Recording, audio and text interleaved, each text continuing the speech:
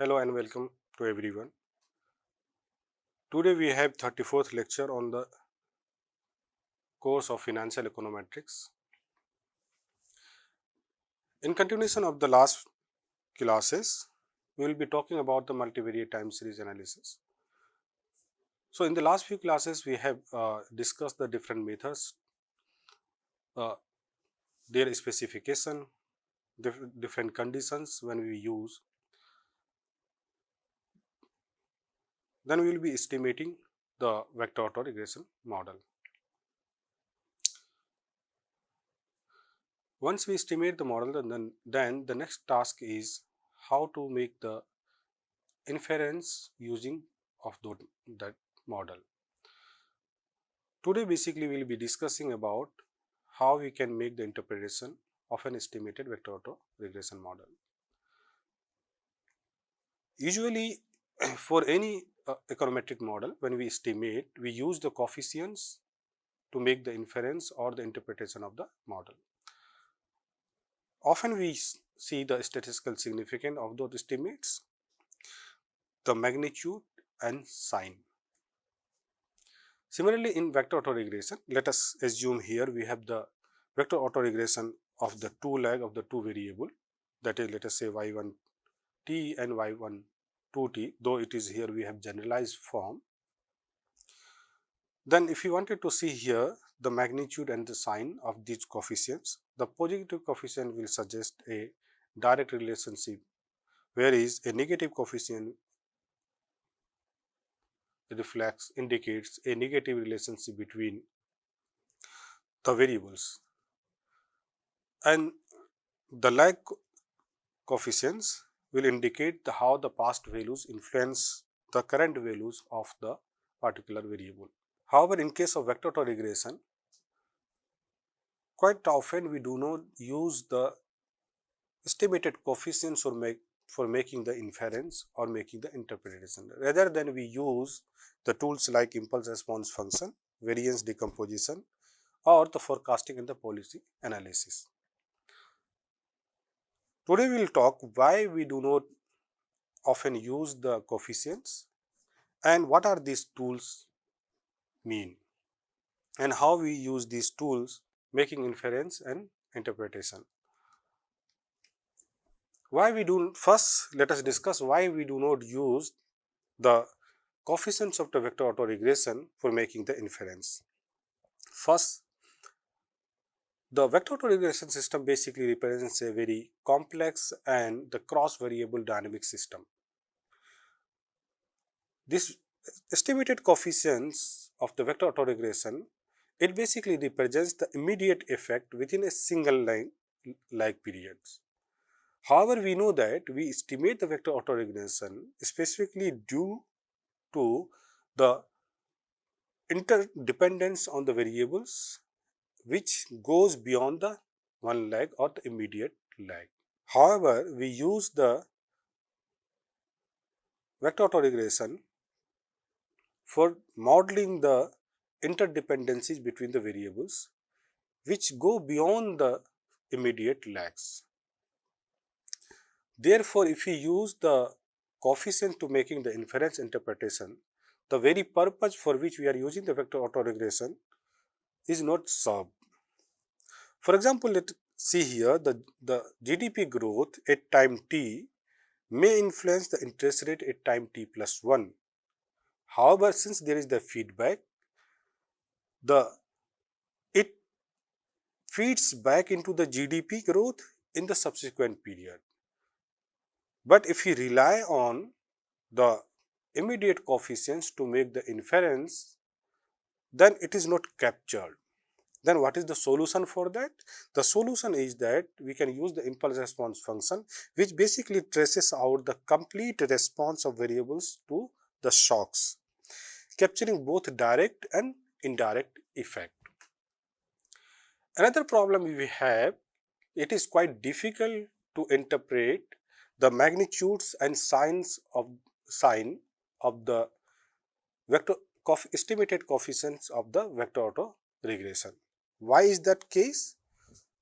This vector autoregression coefficients, it basically represents the partial effects that depends on the lag structure, and due to this it is very challenging to interpret and making inference about the overall relationship of the variables.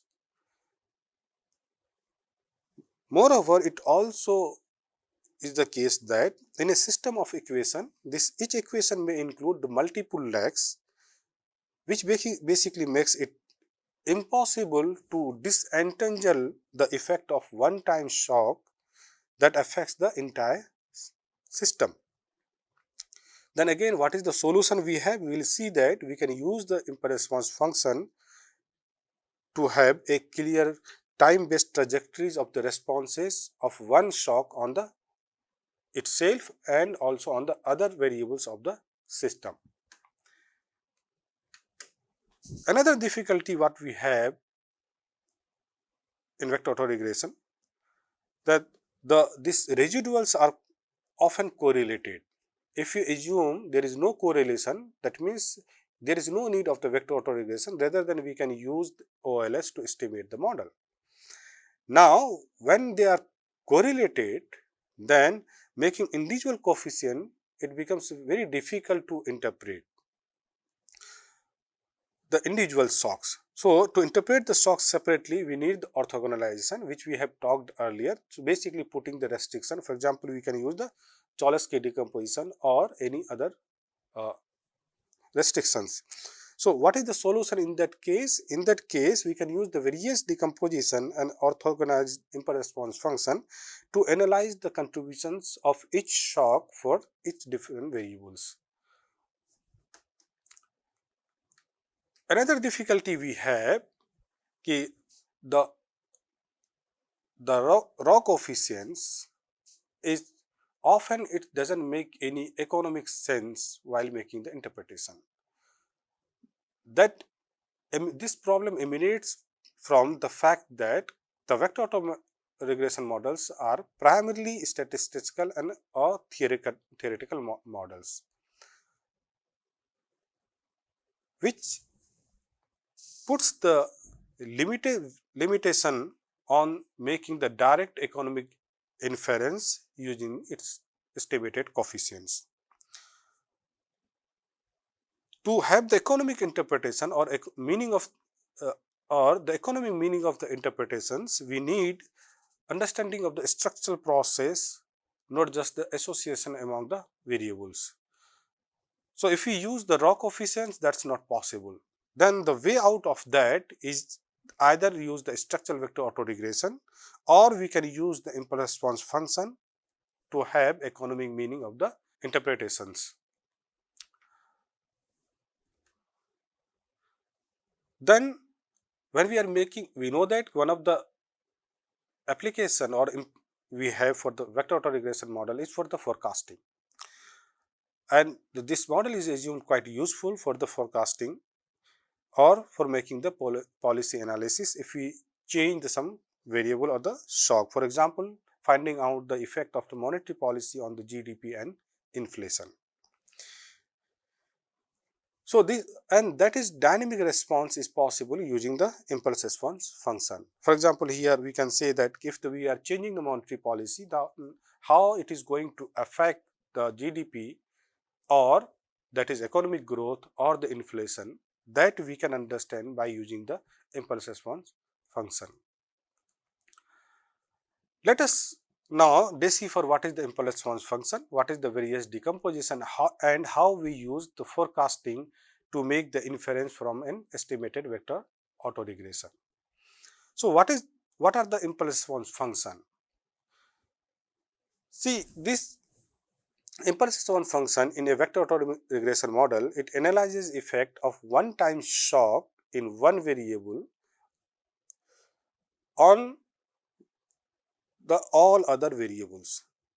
So, this impulse response function basically captures the dynamic responses of all the variables of the system in response of a shock to a particular variable. And through this we can identify both direct and indirect relationship. Moreover, Through this, we can also capture the intertemporal relationship between the interdependencies. Okay. If I am giving a shock to the one variable, how over the period of time other variables are responding to that particular shock, that is possible to capture using the impulse response function. Then how we derive this impulse response function from the vector autoregression model. If you remember from the previous lecture, we have discussed that how we can represent an autoregressive process in form of an infinite moving average process. Similarly, here a vector autoregression model can be reinterpreted or can be represented through a vector moving average model. So, and this approach allows us to track the dynamic responses to shocks within this vector autoregression system. To understand that, let us consider a vector autoregression model of order of like 1 or order 1, where yt depends on yt minus 1, and this a1 is the basically coefficient and the sigma t captures the shock. We can rewrite this vector autoregression in form of this vector moving average model. So, here now yt depends on the past values of the random shocks, and for the impulse response function, this phi I matrix is the crux. In fact, this phi I matrix capture the time path of each shock's effect on the system, and here we call it impulse response function matrix. If you remember from the moving average process, this epsilon t here is the shock, and this yt depends on the lagged values of this epsilon shock. So, if I am giving a shock at time t, how it is going to affect in the next period to next period to next period, that can be captured using the coefficient of this. So, that is the same process here we are capturing in form of vector moving average process. So, how we use this matrix to formulate the impulse response function? To understand, let us consider a vector autoregression model of the two variable of order 3. So, let us say one variable is y1t, another is y2t, and we have 3 legs t minus 1, t minus 2 and t minus 3. So, in that case, this a1, a2, a3 is basically 2 by 2 coefficient matrices, and this epsilon t as the vector of shocks. Epsilon 1t is for the variable 1 and epsilon 2 captures the shock of the variable y2t. Now, here we put the initial condition that the phi 0, that is shock in the first period, 0 period, this is the identity matrix. In that means the GDP shock affects only GDP, and the other variable shock, let us say inflation, affects only to the inflation, and the impact is of unit variance. So, for the next period, let us say if you wanted to capture the impulse response function, so there will be one recursive process. So, the phi 1 is nothing but this a1, the coefficient matrix multiplied by the shock. So, it is quite easy to understand if you are giving the shock, how it will reflect to the other variable, that will depend on the coefficient of that particular variable. That is basically we have written here. This a1 is nothing but the coefficient matrix, and the shock of other variables is being captured through this phi 0. So, the phi 1 is nothing, shock into the initial period multiplied the coefficient. So, it will represent the shock in the first period. So, this is identity matrix. So, their phi 1 is nothing but the coefficient matrix itself. In the second period phi 2, here we have a1 and the previous period shock, that is a1 into phi 1 plus a2 into phi 0, and we have this particular shock. Similarly, third period we will have this. So, continue, we can calculate this up to, let us say, S period. So that S period is known as the horizon in case of IRF. So this phi j matrix provides insights into these three aspects. One, immediate effect, that is the initial effect of the shock on its variable, that is the identity matrix in our case we have. Then the propagation over time, then we can capture phi 1, phi 2, phi 3, so on, that which basically captures how the effect of a shock diminishes or accumulates over the period of time. Then the cross variables, this phi 1 2, phi 2 1, it basically shows how the shock in one variable affects the other variable, that is captured by the cross autocovariance, cross correlations. So this recursive IRFs allow us to trace the dynamic responses up to any horizon. Any horizon means as the way can keep on the adding the lag terms. For example, let us consider this, that we have a vector autoregression of the two variable, that is, one is the GDP growth, let us represent it by y1, and interest rate let us represent by y2. And the given matrix, once we estimated, the coefficient matrix we are able to estimate is this, that is 0.5 minus 0.1, 0.2 and 0.3. These are the basically coefficients we have. Then if we give the shock, one shock to the GDP growth, then how we calculate that, how GDP itself will is reacting to that shock, and how the inflation rate will react to that, interest rate will react to that particular shock. To understand that, let us see here the immediate impact, that is the zero period. What we have assumed that this is 1 0 0, that is identity matrix. That means GDP in the initial period affects only its own variable, and interest rate affects its own variable in the immediate. Now in the one period ahead, phi 1 is equal to a1, so basically will be this, and for 2 period is the phi 2 a1 phi 1, so we will multiply this. Let us interpret these three different aspects. So the initial response matrix phi 0, I show that is that a shock to the GDP affects only GDP initially, increasing by 1 unit because the variance is 1. Similarly, here a shock to inflation affects only inflation initially, increasing by 1 unit. That is for the initial period we have. In the next period, what we have the response matrix is this phi 1. Now here we say that a GDP shock leads to 0.5 increase in GDP, this, and 0.2 increase in the inflation. So the here. Then an inflation shock results in its minus 0.1 effect on the GDP and a 0.3 increase in the inflation. So this is at the lag period 1. Now what happens in the lag period 2?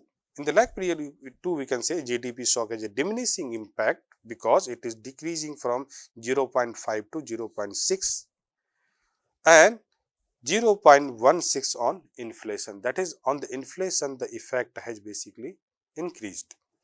An inflation shock has slightly negative effect on the GDP, that is 0.08. Earlier it was little more, now it has very less, and in manner positive effect on the inflation, that is 0.14. So what we can conclude, the GDP shock have an initial positive impact on both the GDP and inflation, which basically gradually fades away, that is diminishing.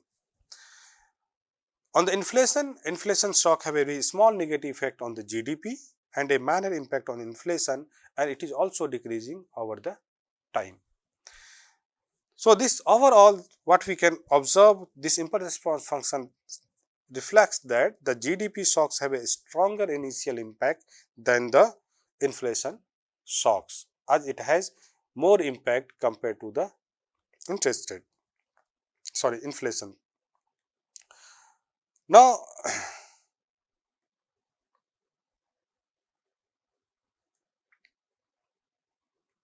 so here we can see here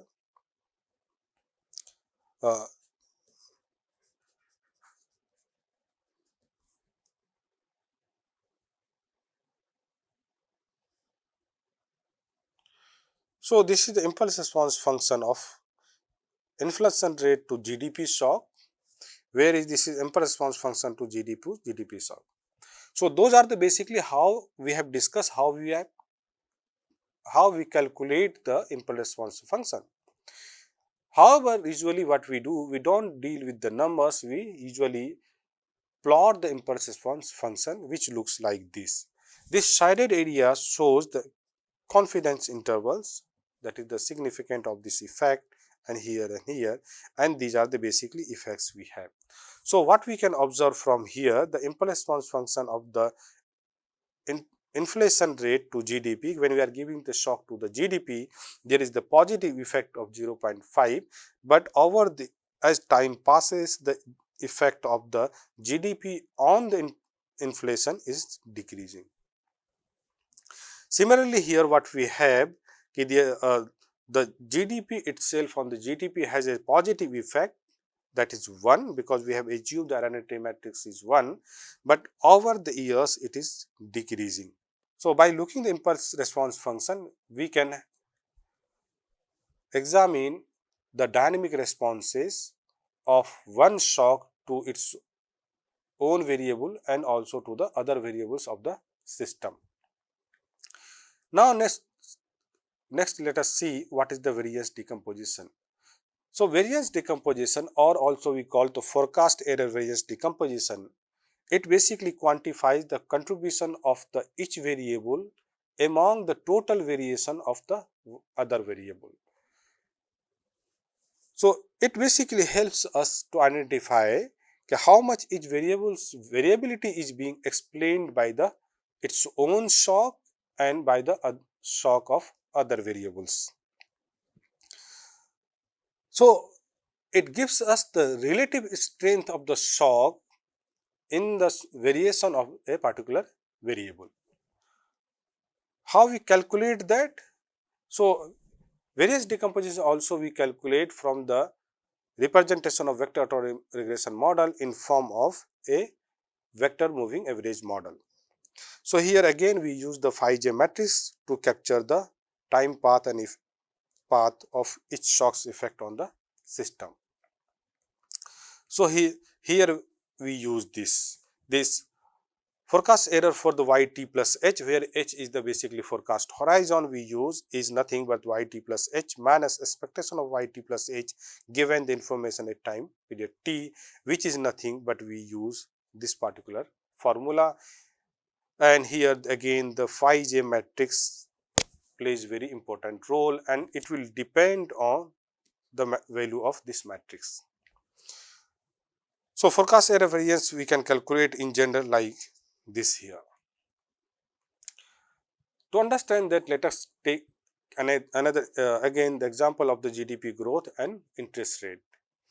So, we are considering this two variable model with the like 1, and here what we have the A1 coefficient, we have this particular estimated coefficient, and this is the variance covariance matrix, or we can say the initial value will come from there.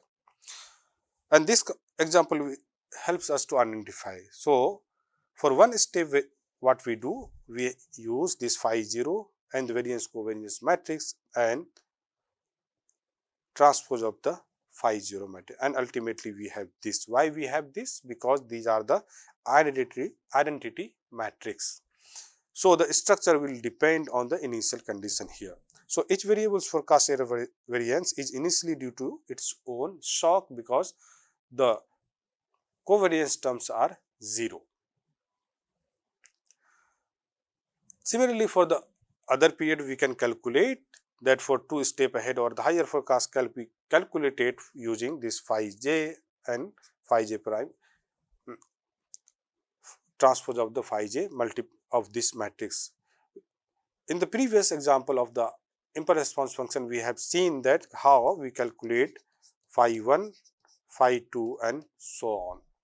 Then basically we multiply that, for example here phi 2, then we have phi 2 transpose. That is how we calculate the variance decomposition at like period 2. For example, if the GDP explains 80% of its forecast error variance, so that means GDP is primarily derived by its own shock. If the interest rate shock is contributing significantly to GDP variance, it indicates the interdependence. And again here, we do not use the numerical figures, rather than we represent that in graphical form. For example, let's take this particular. So here the total variation in the GDP. Out of that, in the first period, what we can observe, all of the variation in the GDP is due to its own shock. However, as time passes, the contribution in the variation of the GDP of interest rate is increasing, and the contribution of the variation of the GDP in its own variation is decreasing. So that means the effect of the interest rate is increasing. On the other hand, effect of the GDP, its own shock, is decreasing. On the other hand, if we see here in the interest rate, what we can observe, in the beginning here, out of total variation, 50% variation is being explained by the GDP and 50% by the inflation, interest rate, that is its own shock. However, as time passes, the effect of the interest rate, that is the contribution of the interest rate in its own variation is increasing, while the contribution of the GDP in the total variation of interest rate is decreasing. So that's what we can say, a steady increase in the contribution of interest rate shocks to its own variance, while the GDP shock explains a smaller and the decreasing portion over the time period. Then the next tool is the forecasting for making the inference. So what is the forecasting with the vector autoregression? Forecasting with the vector autoregression involves using past values of the multiple variables to predict the future values of all the system in the vector autoregression. Forecasts are generated by recursively applying the vector autoregression equations. We know that is the vector autoregression is nothing but the for n variable we have n system of equations, n equations. So each equation is being used for the forecasting of one individual variables. So if we have two variables, we have the two equation. So the first equation will being used to forecast the value of the first variable, and second equation will be used to forecast the second variable. So how we do that? So to understand that, let us consider a vector autoregression model of order 1. So here we have yt, here y represents the multiple variables. So in that case, let us say y1t, so that is the first variable. We use this particular structure to forecast. So one step ahead forecast is y hat t plus 1 a1 yt. Similarly, y hat t plus 2 is a1 square yt. So that's how we use the forecast to make the forecast.